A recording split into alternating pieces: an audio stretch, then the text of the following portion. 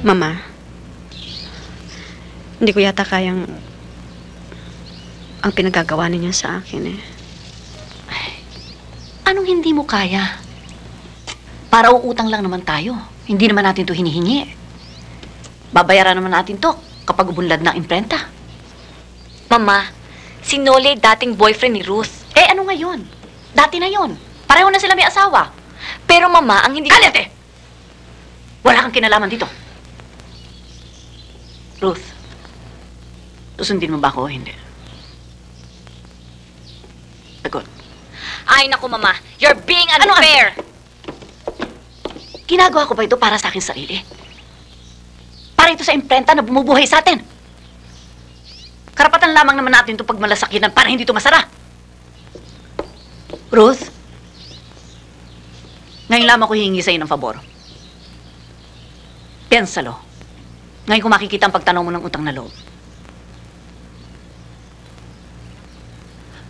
Susundin mo ba ako o hindi?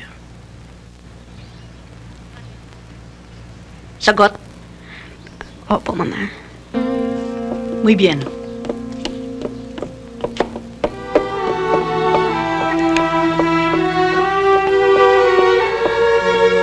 Mama, ngayon alam ko na kung bakit ako nilayo ng papa dito. Nagmamalasakit lang siya. Dahil kung nanatili pala ako sa bahay na to, eh siguradong tau-tauhan na rin ako katulad ni Ruth. Wala akong pakialam kung hindi mo nagugustuhan ang ugali ko. Bukas ang pinto kung hindi ka makatatagal.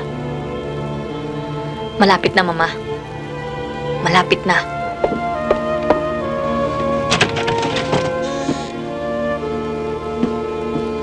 Ang kapal talaga niyong mag-ina, no? Akala niyo siguro pautangin kayo ni Rolly dahil may gusto pa ta sa'yo? Putang na naman! Maya kayo sa ginagawa niyo! Ruth, etong tanda mo. Kapag sinunod mo ang iyong ina, kalimutan mo may asawa ka pa.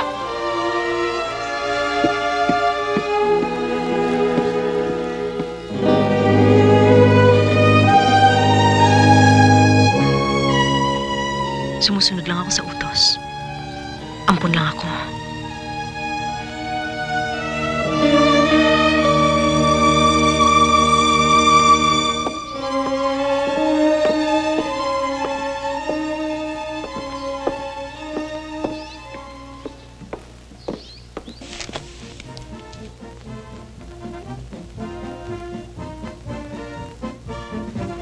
Gusto mas sana kitang tulungan eh. Hindi ko magagawa.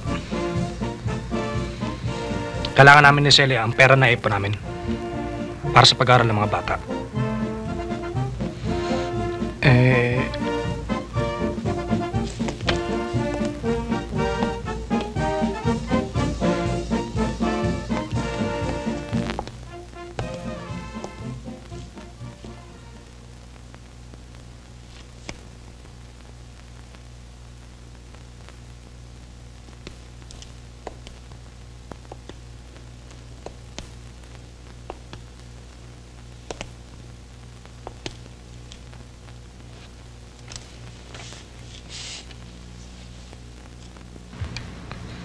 Pasensya ka na, Ruth.